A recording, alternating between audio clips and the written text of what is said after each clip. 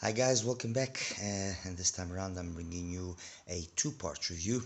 In the first part, I'm going to be focusing on the IBASSO stuff on the line below, and then on the second part, I'm going to be focusing on the FIO JD15 and on the BQ10 from BQEYZ.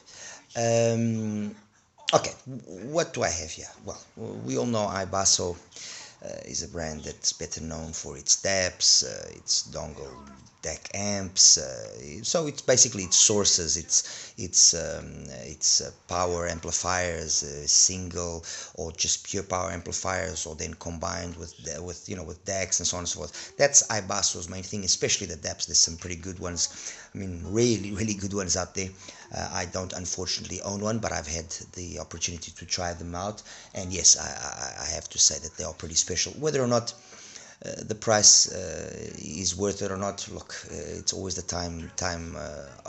old age question, which is it all depends on you and your wallet, and how far you want to go, and how much do you want to spend. I feel that I have reached and I have obtained comparable results in a more rudimentary manner. It was saving a lot of money, but look, to each his own. Anyway, on to IBASSO and their IEMs.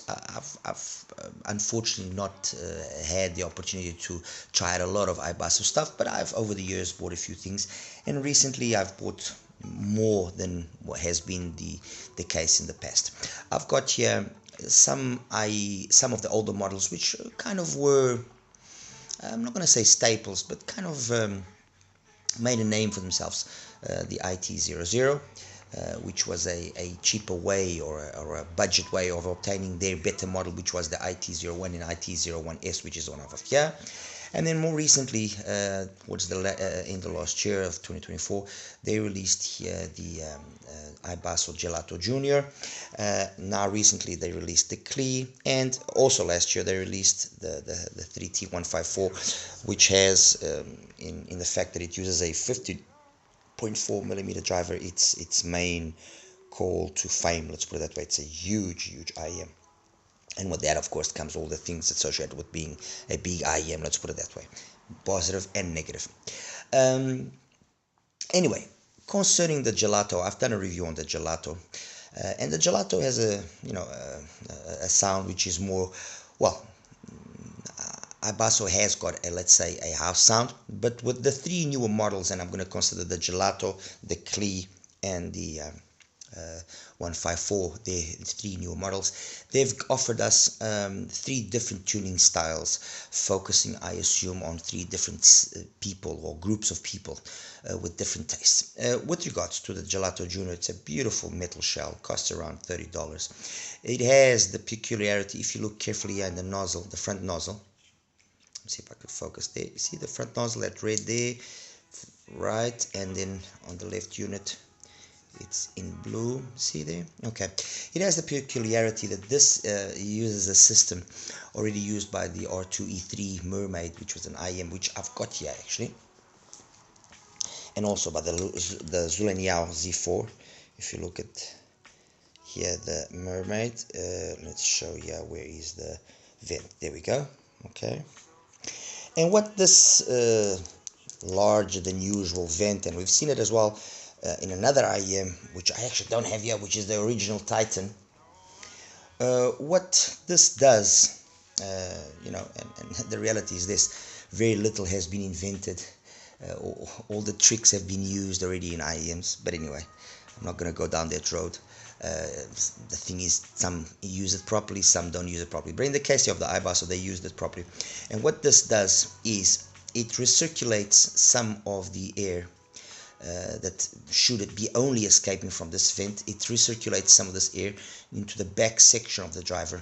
Okay, and then however that back section is better sealed or less sealed, and this the size here of this vent in the back will then help to control and mitigate resonances that might occur. And the other effect that it usually has when you measure these IEMs is that the bass curve, instead of in the sub bass, it continuing, because let's say the lower frequency extension of IEMs is controlled by this front vent.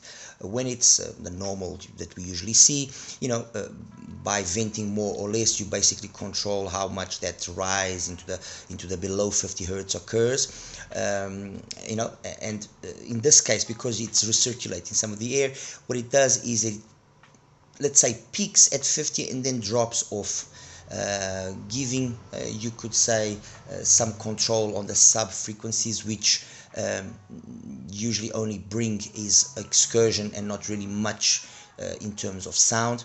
And when it's done properly, which is the case here of the gelato, you don't lose any lower end extension really. It's still there. What ends up happening is, because you have a prominence or a slight prominence on the mid bass, because again that's a product of this vent, it seems like you're losing out in sub bass, and you have that more impactful mid bass presence. I've listened countless hours to the gelato. I've compared it many times and countless times with other IEMs, and I can confidently say that yes, although the focus is on the mid bass, there's no lack of sub bass. Okay, there are other IEMs that, like I said, have done this. The Mermaid, which I have got on top there, does that. The Zulaniao, the Z4 does that. On the case of the Zulaniao, they've unfortunately tamed too much the bass, so the shift is more towards a mid and high frequency focused sound, so it's more vocal. On the Mermaid, you have the tuning nozzles, which allow for two different tuning styles of the mids, upper mids, and treble. And again, you see that there is a slight tendency on that being the start of the show. Over here, they've got no exchangeable nozzles, none of that. And yes, you do have an initial pin gain, which is nice and controlled, so you don't have any excess forwardness. But then the area of around 5, 6, 7, 8 is a little bit more pushed, a little bit more prominent, and it kind of helps not only fill out the gain or the lack of gain in the initial pinna, you would say, but it also kind of cleans up even extra or gives a little bit more incisiveness onto the bass, not without it bringing it the negative, and it does all of that, and it doesn't bring any of the negativities, which would be, oh, okay, by having the 6-7K area a little bit more prominent than usual, maybe it's going to start shouting or maybe sound sibilant or anything. No, it doesn't, because it has all that bass or that mid bass presence from behind to help clean it up, and even that bleed that you do have because of that mid bass bump gets again more controlled. It doesn't, you either have a way of doing the lower frequencies, which is it's kind of a gliding style of bass, where you've got a nice sub bass presence, a controlled mid bass, and then it doesn't really bleed into the mids, and it's clean and it's detailed and opens up the mid range. You then have that tuck style of bass as well, where you boost the frequencies, let's say below 150 quite significantly, but then you have to electronically try and then by means of a crossover, try and make sure that it tucks in early, so that it doesn't then bleed into the mids. And you've got countless IEMs that have done this, from the variations to the caster. Countless IEMs have done this, some better, some less. The KZs have got the nice thing, which you can actually adjust where that tuck section of that tucking in point occurs, and that can give you a little bit more a little bit more mid bass, a little bit less. And then you got this kind of style as well, which is a style that's been around for a while, which is you bleed off some of the sub bass, okay, which they've done here. You focus on giving the mid bass a nice thickness, let's put it that way, a nice amount of energy, and it just it gives you a more mid bass, more perhaps an IEM that many of the times is better suited for like rock and stuff like that. But okay, it brings with it some negativities. If you don't like that type of style, you're not gonna like it. If you like a sound which is a little bit more cleaner in the mids, it might be a little bit overly muddy at times. But then you have ways again to counteract that. The quality of the driver being used, the way that the way that balance between the mid bass and then the upper frequencies is done, by, like they've done here, and like I've mentioned, by not having an excessive pinna gain initially, or a very strong pinna gain, by not making it too forward. You shift things higher up in the frequencies, which many times helps then to clean up stuff a little bit if that section of the frequency range is then boosted up slightly, which is what they've done here. Anyway, you've got quite a few ways of doing it. I mean, over there I've got the XSLS, the X0, which again has been a very popular IM because of the actual driver that it uses. It uses the same driver as the MIM Dark Magician. And in that particular version there, which is the LM version, where you got the adjustable nozzles, you can see exactly what I'm talking about very nicely. It's an IM that has a phenomenal bass. Actually, I would say that the bass balance to the mids and to the highs, it's always very bassy, okay? And even by cutting down the bass as much as they've done in this particular version, it still is, you can feel that bass presence. But then the way that they've made that balance between the bass and then the mids and the highs, and how that mids and highs is, it's got a higher gain depending on the one nozzle that you use, or a lower gain. It strikes a balance which then gives you overall, and this is what I'm trying to get to, it gives you a organic type of sound. This gives you an old school organic type of sound, which I particularly like. It's not the Harman style of tune or anything of the sort, and it's very satisfying. It's a very agreeable sound. I like it a lot. I mean, the Venture Electronics, the CA, one of the IMs that does as well have that type of old school sound, but although they've left the sub bass be present, but it's got that nice thickness in the mid bass, and then kind of tries and give it then the necessary upper mids and treble to kind of balance it out, but it gives you a nice warm sound. Like I said, the XXL does the same thing. The BQ10 is another IM that goes down that road, although they've kept it a little bit more warmer in the upper frequencies, so maybe not as detailed as some of the other two here or other three that I've mentioned, but it does that same thing. Another IM which does that very, very well, and it's dirt cheap, is the Venus from ND Audio. I mean, I honestly, maybe I've actually bought quite a few, so I can attest to them being pretty consistent in their quality control. And with the wideboard tips like I have here from BGVP, and in my ears, this thing sounds absolutely incredible. There's nothing, but absolutely nothing, that I can point as a negativity to it, or as a negative aspect at $7. Nothing. This is a tremendous IM, and one that I definitely would recommend you get, just for the sake of getting it, because you will be impressed. If you find the right tip that fits you nicely, and if you get the right source, you will be very impressed. But anyway, I'm ranting and dangling off and going. The IBASSO, the Gelato, like I said, very nice IM in terms of its organic style of tuning. I very much like it. It's it's $30. You can't really complain for the overall build quality. It's an alternative to the usual style of tuning that you have at $30. And if this is the type of sound that you like, more mid bass emphasized, warmer, but still nice and clean up top, definitely. Okay, this I would say is a solid upgrade and a solid substitute to the IT00. The IT00 had nice sub-bass focus, but then it's not that it's a bad sounding IM by any way. No, but it suffered first of all from one very annoying aspect, which is it has got the worst driver flex I have ever heard. It's got all the necessary holes and so on for it not to happen, and still it is just absolutely ridiculous. I found a way of actually putting it into my ears without it being an issue. 90% of the time, sometimes it is, but this thing is just no. And when you consider that this was more expensive than the IBASSO Gelato Jr, this gets completely overtaken by what the Gelato can offer in terms of overall performance. In terms of the packaging of the Gelato, and again the Klee also suffers from the same aspect. It's a pity that they've lost the cases, the hard cases like they used to have. I guess that is the price to pay to bring down the value. On to, I'm actually going to talk about, we'll talk about the Klee. The Klee has a shell which is in many ways very similar to the shell of the IBASSO Gelato Jr, also metal shell, just a different faceplate design. It's got this like undulation, beautiful blue color. I mean, this thing reminds me of the Falcon from the Falcon Ultra from Duno. Phenomenal IM. Really, in terms of its build, nothing to be said. It's got not no exchangeable nozzles, okay, but it's got the same vent style. You can see there. Well, because this is blue, it's going to be a little bit harder, but let me see if I can on this one, which is red.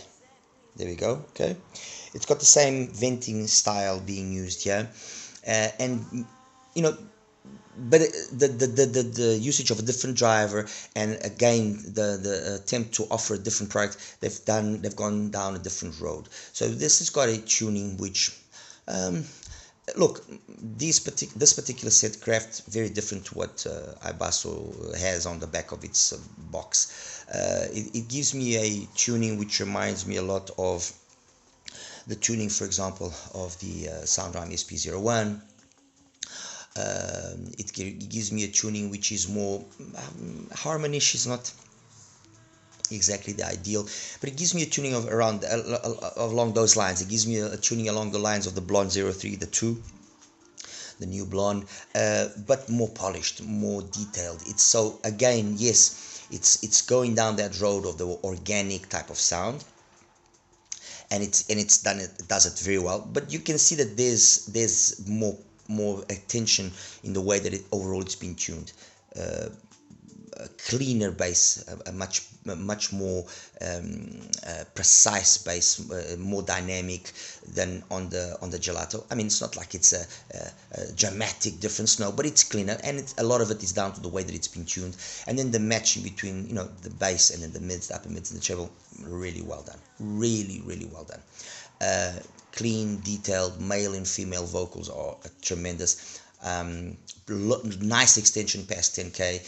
I played around with with a whole bunch of tips. I ended up with the KB Euro 7s because they just work well with my ears, and they worked really well with the IM. I will say that due to the weight that it has, was something that on the Gelato, because it's I don't know if it's, maybe there's something, you can definitely notice there's a weight difference between the two drivers. Wait a second. My apologies. As I was saying, so bass, it's clean, it's dynamic, it's resolves well. Definitely a more mature bass execution than compared to the Gelato. Mids, upper mids, fantastic. Treble, nice clean extension, no sibilance, no nothing. Really nicely tuned IM. In terms of its technicalities, I would say the timbre and tonality, much like in the case of the Gelato, is probably the main characteristic that I enjoyed about it. It's very correct, and it's got this type of sound which is very hi-fi. This is something that's a little bit difficult to explain, but there are IMs, and there's when you've listened to as many IMs as you have, there are IMs that you listen to them, you put them in your ears, and they just got this nice hi-fi type of sound. It's clean, it's got the right amount of weight. It just sounds right from the get-go. Then there are other IMs that you put them in your ears, and you notice immediately that although they are competent and they sound good, but there's something there that just is missing. Something is just not gelling, something is just out of whack. And the biggest difference that I can notice between the Klee and the Gelato, when you listen to it, is that the Gelato gives you that more mid-bass impact, nice sounding, but okay, overall, it doesn't strike you as an IM which is highly resolving or very capable, or in terms of its technicalities, and this, take it with a grain of salt what I'm saying. I'm just trying to set a comparison here to the Klee. The Klee, you put in your ears, and it automatically you get that same sort of warmness and competence in terms of the lower frequencies, like on there, even more so, because then the mids and the upper mids and the highs are just presented in a more mature manner, in a more polished manner, and overall you're listening to it, and you say to yourself, okay, I'm listening to something serious here. I'm listening to something which is okay. All right, this is the business. All right, it's that type of if I can, or if I've tried to convey as best as I can what I'm trying to say about the Klee. So and obviously at $100, again, it's got loads of competition, loads of other IEMs which are equally as competent. But I'm going to be doing another review, another separate review, where I will be comparing, let's say, the standouts. Okay, and what I can say without wanting to go too much into it is, if you are not looking for the more usual kind of harmonish type of, or 100% harmonish type of presentation, you know, this is definitely worth your attention. This gives us, or this gave me, that same kind of feel that I got from the Kima 2, for example. You know, this is not an Olina SE for the sake of comparison. This is not, for example, an Oxygen, in the sense that the Oxygen is more technically capable. No, this is not that. But this has this engaging, this way of presenting itself, that it just captivates you. And trust me, I went through dozens and dozens of music. I went from Billy Rafful acoustic to Puerto Banús by Paul Hardcastle, to Spring 2012 by Max Richter, to Get Up Stand Up by Lee Retnoir, to, I don't know if I'm oh my god, from Cloud Tram. I tried a lot of different styles of music, and everything just basically came across always in the same very agreeable manner to me. You know, while on, for example, the Gelato, yes, there are definitely styles that it does better than others. This just played everything well. So if I was listening to, let's say, for example, Carol Duboc and Elephant, it came, you know, it just sounds competent. I think that's one of the better words that I can use to describe it. If I listen to Chris Botti, La Belle Dame Sans Regrets, or La Belle Dame Sans Remorse, if you want to say it totally in French, sounds phenomenal. Analog from Soul Persona and Princess Fresia sounds phenomenal. It is genuinely a well-tuned and very competent sounding IM. Okay, and then finally, the IBASSO, the 3T-154. It, yes, does bring a case, brings tons of accessories. It brings exchangeable nozzles. It brings a nice tool for you to change the, to loosen up the screw and change the tip of the adjustable cable. This, by the way, sorry, I forgot to mention, this is the stock cable on the Klee, and this is also the stock cable, yeah, for the 154. I'm going to call it 154. That is not the stock cable on the Gelato. So the 154, you know, it in terms of, I mean, at $150 odd, $160 almost, you are expecting that. That's the reality. So it brings all the right accessories, plenty of tips. I ended up using the liqueurs from Penon because these are the ones that just work best. Although I have to say that the foams that it brings did work very well, and I did use the foams for a long time. Now, obviously, this thing is a monster, and just for you to have, to get a grasp of how big it is. Okay, that's the Klee. You can see that this is never going to sit flush into your ear. This is going to come out a lot. I will give it one thing, which is the fact that they've angled the nozzle nicely upwards. So when it sits in your ear, it kind of does go in the right manner, and just slightly, maybe in my case, it tilts outwards, very slightly. It uses a 15.4mm driver, which is its call to fame. The different nozzles didn't really change the tuning. They basically stayed the same, so I just left the one setting there. That's it. What did change slightly the way that it sounded was the different tips, especially in the upper range. I tried even kind of retuning one of the nozzles to see if it would change anything on it.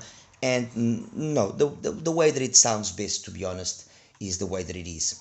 And when you look at the graph, you see what seems to be a lean bass, which it isn't really lean because it is a 15.4mm driver. So it kind of happens the same thing as when we're talking about 6mm drivers that graph in a very overly bassy fashion, and you might think, no, okay, so it's the same thing.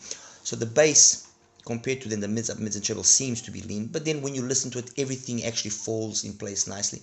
And although then in the mids and upper mids you do have some peaks that, under other circumstances, if this was a different driver, there would be points that would be maybe causing some concern. Could be a little bit harsh or something of the sort. No, the fact that it's a 15.4mm driver, it helps control that and mitigate that. And this is an IEM that, when I was just talking about it, when you listen to it for the first time, this is a good example of what I was trying to say. You put this IEM in your ears, and once you've actually found the right position and it seals up nicely and it fits in there, okay, which is going to be a bit of a mission, I'm not going to deny, even for me, which I have, I would say, reasonably easy ears to deal with. So when you put them in your ears and you listen to them the first time, you are expecting, or at least I was expecting, to have this not overpowering bass, but a bass that would be conducive with the size of the driver. Let's put it that way. I recently tested the Celeste Ruhr, and it's a 6mm driver. I'm not in the liberty of saying what the driver is there and in which other IEM uses that driver, but I can tell you that there's another IEM out there in a tri-bird format that uses that same driver. And when I heard that other IEM, and I said to myself, oh my God, this thing's got tremendous bass. And when I saw it was only a 6mm, I said, okay, so this is a very good 6mm driver. And that's the case with the Ruhr. The Ruhr has got a phenomenally good 6mm driver. You listen to it, you graph, and the bass is just insane. It doesn't have then the mids and the upper mids to perhaps keep up with it for many people, okay? But when you consider it's a $12 or $13 IEM that uses such a good quality 6mm driver, and that it is capable of putting out so much bass and actually still be able to put out some half decent mids and upper mids and treble, and can take abuse and everything, you can't complain. In my books you cannot complain. It's the same thing like with the ND Audio, with the Venus. So when I listened to this, I thought I was going to get something like that, a bass that, okay, wow, really powerful, but then would be counteracted nicely with the mids and the upper mids and treble that this also can put. And okay, it's fine, it sounds good, it sounds, but not, in my opinion, as impressive as I was expecting. Something like, for example, the XXL, the X1, I mean, phenomenal bass, with the right amount of the mids, upper mids, and treble to keep up, but you can feel straight away that the bass there is something else. The same thing happens with the BQ10, although that's a 12mm. But this to say what? Those are two other examples of smaller drivers that the bass is being well done, it's been well tuned, it's not overly cooked, and you feel it. It's a bass that commands respect. Okay. And this wasn't exactly, hitting the mark, in my opinion. Having said that, and that's, the main reason, or or one of the reasons why, when I listened to it, I thought to myself, okay, there's something missing, and that was what was missing. And then coupled to the fact that the rest of the frequency range, it's fine, it sounds good, it's got that organic style of sound again, in a different nuance, a different style. It just makes it sound okay, it just makes it sound fine, but not impressive. You listen to something like the JD15 from Fire, which I've got there, and which I'll be talking about in more detail in this part 2 of the review. Big driver, very well tuned, sounds incredible. I will just say that I think that's one of the best single DDs out there, period. That's how good I think the JD15 is, okay? And when you take into account the price and what it offers and so on and so forth, you can't really complain. So to what do I owe, I think, that issue here with the 3T-154, or that perhaps underwhelming performance? The driver. I mean, this is a big shell, and this thing weighs less than the Klee and the IBASSO, the Junior. I think that this shell, with a better quality driver and a little bit more time spent in wanting to really tune it properly, I think that yes, it can become something quite special, quite unique. The shell, yes, is big. It is not the easiest to fit, but once you get it in the right position, it's fine. I honestly and truthfully think that what is missing here in the IBASSO for it to be a standout, even if not for the only reason of being a huge single DD, okay, even if that was the only crown that they wanted to have, it's the quality of the driver is not exactly the ideal. I think they've probably skimped a little bit on the driver, where on the Gelato they've chosen a good driver. On the Klee they've chosen a very good driver, very good driver. You know, it's, I mean, sometimes you guys might be thinking, ah, you're being full of S. No, it's when you've listened to so many IMs and to so many IMs that have the similar tuning styles and in the same shell, you get a perception when a driver is a good driver and when it's not a good driver. It's what happens with the X1. You listen to the X1, and even when in the initial version it was overly bassy, you immediately felt that you were listening to something which had a special driver. When you listen, for example, to the IBASSO, the IT00, it sounds good, but you know that the driver there is, while, for example, the IT01S, again, the driver is a phenomenal driver, really good driver, so I think that the biggest issue here is really the driver. Overall, bass, it's nice. It doesn't have the extension or the presence that I would like, but it's a nice bass. Mids and upper mids and treble again, or adequate. I would say mids probably the better of the three sections. So it's got a nice organic, nice sound in terms of it being old school, yes, but it's not the best when it comes to then details and technicality. Technically the Gelato is a better IM than this. It's got more ability it's more resolving, better detailed retrieval, it's better. So you could probably say, and going to what I was initially talking about in terms of what was the focus or what was the type of sound that IBASSO was trying to offer with these three IMs, you can say that the IBASSO, the Junior, is a nice, fun, engaging IM that will please people that like a nice impactful bass, but like your nice treble up top, so almost V-shaped but not really V-shaped, so nice, done at the budget, well built. The 3T, the 154, is more mid focused, so vocals are the star of the show, yeah, much like actually most earbuds are, if you kind of can think of it that way, or if you want to go down that road, with the treble being enough, but a little bit okay, and then the bass again being enough, but again lacking a little bit, considering that you have such a big driver. So you could almost kind of think of the 3T-154 as a earbud that's been put in a shell that you can fit properly in your ear, okay, and then the Klee as the one that gives you the best compromise in terms of overall performance of bass, mids, and treble. Build quality is again phenomenal. Build quality in any of the three is not an issue. And I would say, yes, again, a very solid substitute to the original, or not the original, but to the IT01S, which I think would be maybe its more logical predecessor, although this is a really good IM.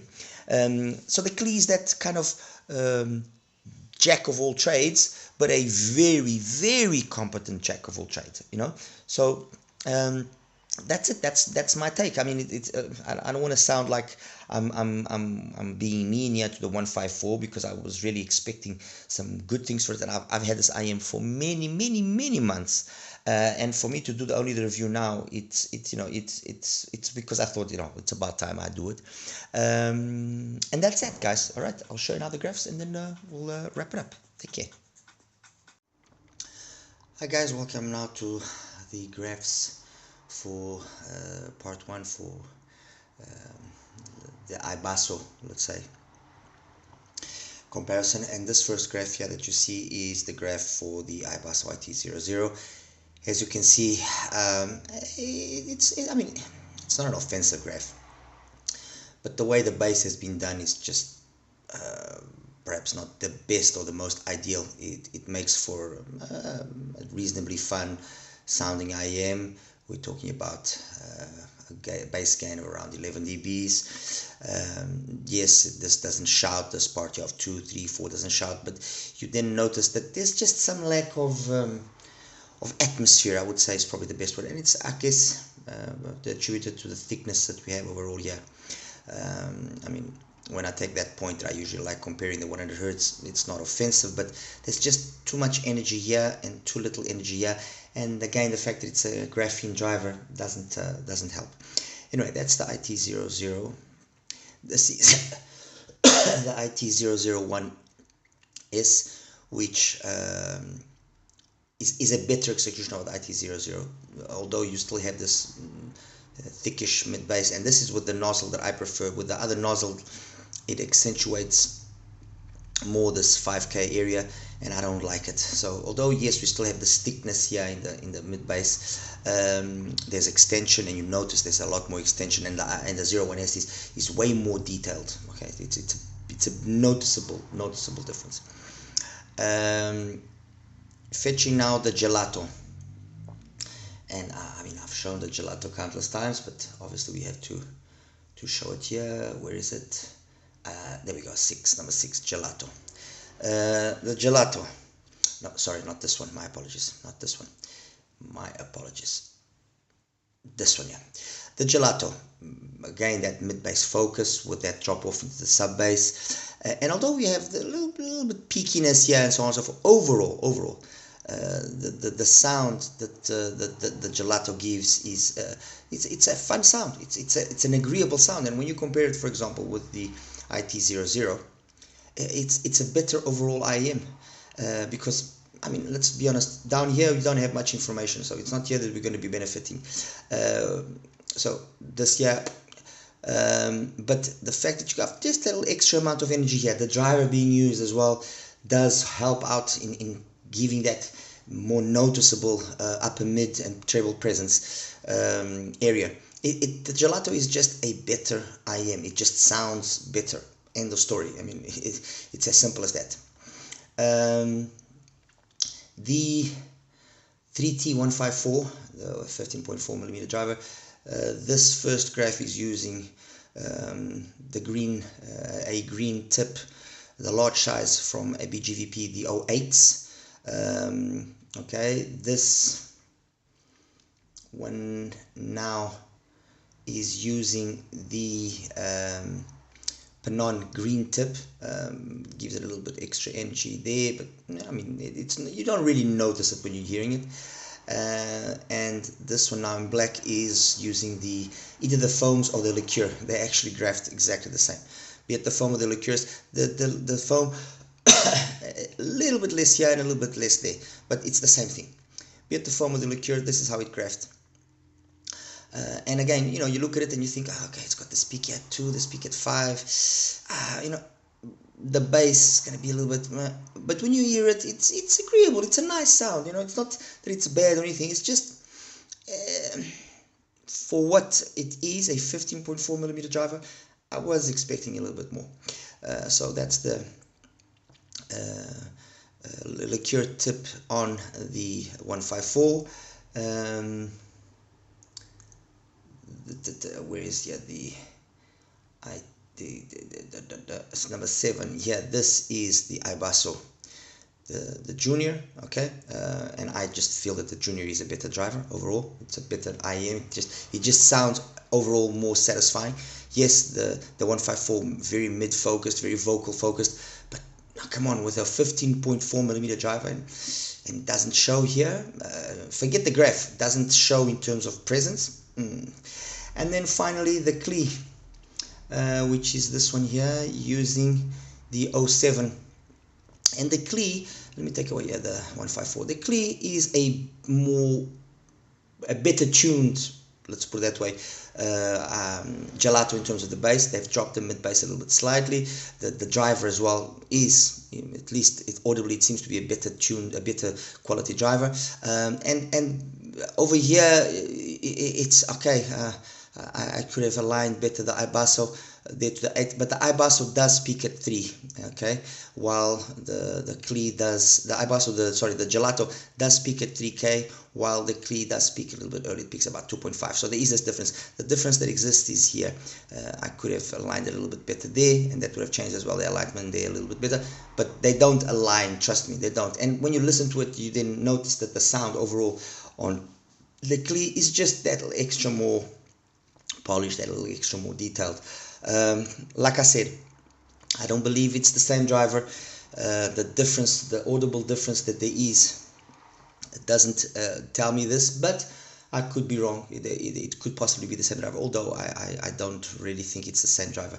You just notice that, I don't know, look, like I said, I could be wrong, and that's it. Klee, a really well tuned IM, trust me, really very well tuned. That 1 kilohertz, that 100 hertz point corresponds there to our 2 kilohertz. That balance that is struck, usually it's perfect. Nice extension past 10K, nice in terms of the technicalities, you know, decent sound stage. It's a really nice IM. Okay guys, that's it. Show you now the graphs for the mega size DDs, and that's that.